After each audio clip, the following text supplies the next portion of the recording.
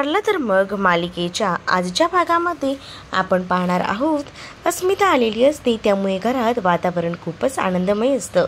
त्यातच आता अस्मिताला कल्पना म्हणत असते की तुला भूक लागली असेल तर तुझ्यासाठी खाण्याला मी बनवते काहीतरी, कारण तुला बाकी इतर कोणाच्या हातात चालणार नसेल ना. त्यावर आता तुझा उपवास आहे का असा प्रश्न देखील कल्पना करू लागते. अस्मिता म्हणत असते की आई आता मला उपवास वगैरे करून चालणार नाही. त्यावर कल्पना म्हणते की मी विचार करते तेच आहे का. तर अस्मिता म्हणते की हो. आता अस्मिताने असं म्हटल्यानंतर कल्पना, सायली या खूप जास्त खुश होतात. मात्र अर्जुनला कळत नाही की अस्मिता काय म्हणत आहे ते. म्हणूनच आता अर्जुन हा सायलीला विचारतो की काय चाललंय नेमकं. त्यावर सायली सांगू लागते की अस्मिता ताई प्रेग्नेंट आहेत आणि तुम्ही लवकरच मामा होणार आहात. ही गोष्ट आता जेव्हा अर्जुनला आणि अश्विनला कळते तेव्हा त्यांनासुद्धा खूप जास्त आनंद होतो आणि ते दोघंही जण आता जाऊन अस्मिताला मिठी मारतात आणि अस्मिताला म्हणत असतात की तू खरंच खूप आनंदाची बातमी दिलेली आहेस असं बोलून तिला जवळ घेतात. त्याच वेळेला तिची काळजी घ्यायला सुद्धा सांगतात. तर इकडे मात्र आता सायलीला सुद्धा आनंद झालेला असतो. सायलीला सुद्धा असं वाटत असतं की अस्मिताचे खूप लाड करावेत. तर इकडे मात्र प्रिया आता अस्मिताला म्हणत असते की बरं झालं तू आलीस, पण तू आलीस सोबत जिजूना सुद्धा आणलं असतंस तर बरं झालं असतं.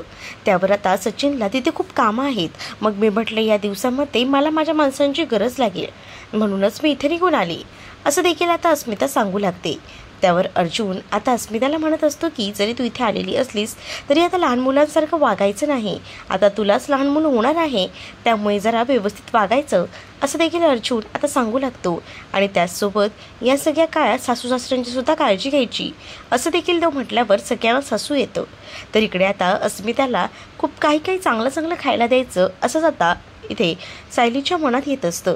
आणि म्हणूनच सायली म्हणत असते की आता तुम्ही वेळेवर सुद्धा खायला हवं. मी आता जातेच आणि तुमच्यासाठी छान असा नाश्तासुद्धा बनवते असं बोलून ती आता किचनमध्ये जाते. तर एक एक करून सगळेजण आपापल्या कामाला निघून जातात. तर प्रिया आणि अस्मिता तिथे थांबलेल्या असतात. प्रिया म्हणत असते अस्मिताला की बरं झालं तू आलीस, तू नव्हतीस ना तर खरंच खूप कंटाळा आला होता. या घरामध्ये मी लग्न करून आली ना तेव्हापासता या सायलीचं जास्त कौतुक होते, पण काळजी करू नकोस, तू आलीस तर बरं वाटतंय. प्रिया म्हणत असते इथे प्रतिमाला आता सुमन दूध द्यायला येते. तर प्रतिमा म्हणत असते की ही काय दूध प्यायची वेळ आहे का. सुमन म्हणत असते की अहो बहिणी पिऊन घ्या ना, एवढं आणलंय गरम केलंय तर तेवढ्यातच नागराज देखील आलेला असतो. नागराजसुद्धा आता प्रतिमाला म्हणत असतो की प्रतिमा बहिणी दूध पिऊन घ्या, कारण हे दूध गरम केलं आहे, त्यामध्ये साखर घातली आहे आणि आता एवढं सगळं करून आणल्यानंतरसुद्धा तुम्ही दूध घेत नाही आहे ना, मला हे काही आवडलं नाही आहे. एवढी मेहनत करून तुमच्यासाठी एवढं सगळं करायचं आणि वर तुम्ही बोलणार की मला नको आहे म्हणून, असं देखील नागराज इमोशनल होऊन बोलू लागतो. त्यावर प्रतिमाला वाईट वाटतं. प्रतिमा म्हणत असते की एवढी सगळी मेहनत माझ्यासाठी घेतली का, ठीक आहे मग तुम्ही केलंय नाही तर मी हे दूध प्यायला तयार आहे असं देखील प्रतिमा आता बोलू लागते. प्रतिमाने असं म्हटल्यानंतर नागराजला खूप जास्त आनंद होतो, कारण नागराजने त्याच्यामध्ये गोळ्या मिक्स केलेल्या असतात. प्रतिमा आता काहीच न कळल्यासारखं ते दूध पिते. तर इकडे मात्र नागराज खूप जास्त खुश होतो, कारण त्याचा प्लॅन सक्सेस झालेला असतो. तर इकडे प्रिया आणि अस्मिता या दोघीही जणी रूममध्ये येतात. त्याच वेळेला आता प्रिया आणि अस्मिता या दोघींचंही प्लॅनिंग सुरू होतं, कारण प्रियाला इतके दिवस कोण टीमअप करायला नव्हतं आणि आज आता अस्मिता आल्यामुळे तिला बरं वाटलेलं असतं. अस्मिताला ती म्हणत असते की मी उपवास करायचं म्हणून म्हटले का, तर ह्या सुभेदारांच्या सुना ती करते म्हणून मी केलाय असं ते सुद्धा ती म्हणत असते. मग आता मला भूक लागली, काय करू, पण आता काहीतरी खायला हवं, तर आता काहीच नाही माझ्या रूममध्ये असं देखील प्रिया अस्मिताला म्हणत असते. तर अस्मिता म्हणत असते की तुझ्या रूममध्ये नसलं तरीसुद्धा माझ्या बॅगेमध्ये आहे ना खायला, बरंच काही आहे, लाडू आहे, चिवडा आहे, सगळं काही आहे. त्यावर प्रिया खूप जास्त खुश होते. प्रिया म्हणत असते की चल मग आपण खाऊया. अस्मिता म्हणत असते की थांब, मला ना खाली जाऊन माझी बॅग आणावी लागेल, त्यामध्ये सगळं काही आहे. त्याच वेळेला आता प्रिया अस्मिताला अडवते आणि म्हणते की थांब, आपण ते तर खाऊ शकतो, पण बाहेरून ना मी मस्तपैकी आपल्यासाठी काहीतरी ऑर्डर करते, म्हणजे कसं हॉटेलमधलं आपण खाऊया. बाहेर गेटवर तो आला की लगेच आपण पिकअप करूया, रूममध्ये बसून खाऊया असं देखील त्यांचं चाललेलं असतं.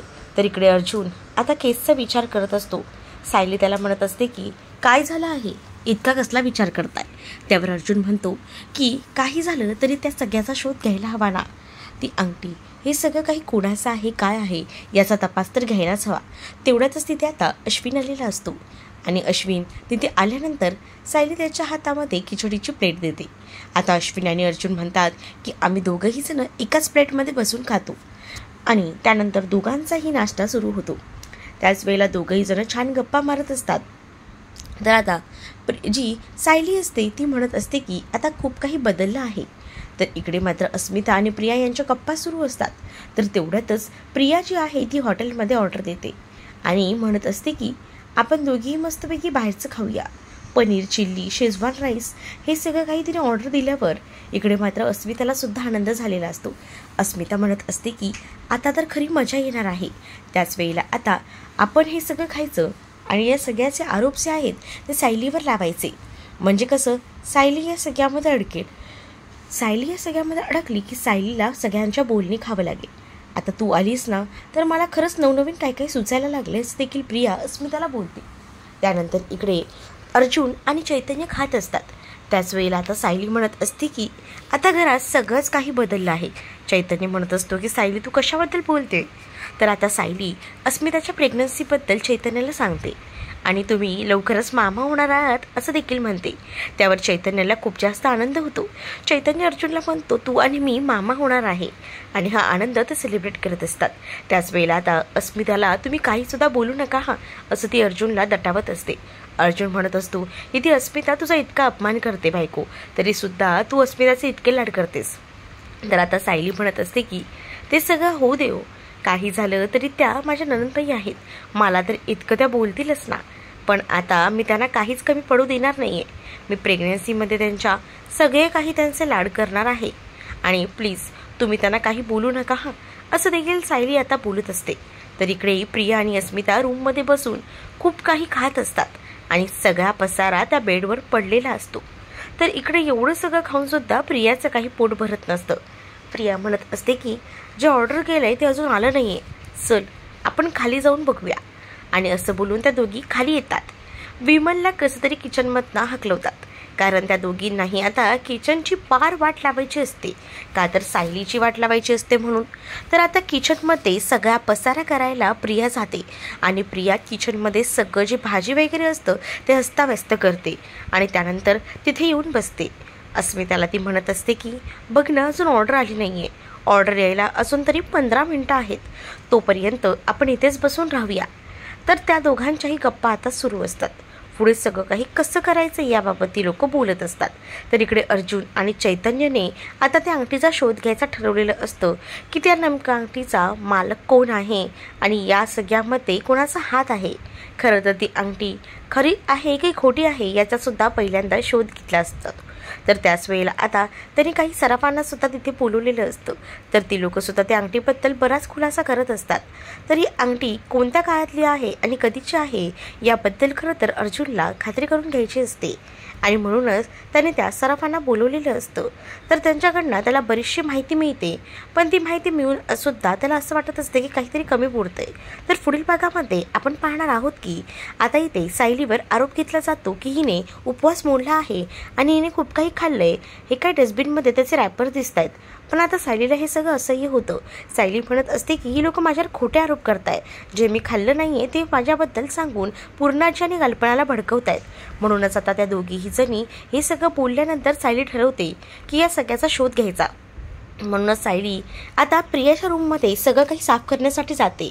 ज्यावेळेला तिथे केर काढते त्यावेळेला आता सायलीच्या लक्षात येतं की या दोघींनी मिळूनच रूममध्ये बसून हे सगळं खाल्लेलं आहे आणि ह्याचे सगळे आरोप त्या दोघी माझ्यावर घेत आहेत. त्यानंतर आता सायली या सगळ्याचा खुलासा करते आणि कल्पना आणि पूर्णाची समोर हे सगळं मांडते. तेवढ्यातच एक पार्सलवाला बाहेर आलेला असतो आणि तो म्हणत असतो की तन्वी सुभेदार इथेच राहतात का, त्यांच्यासाठी पार्सल आलेलं आहे. मॅडम लवकर पार्सल घ्या ना, मला सुद्धा पुढची डिलिव्हरी द्यायला जायचं आहे. त्याच वेळेला चायनीज ऑर्डर केलेलं असतं हे सुद्धा आता घरात कळलेलं असतं.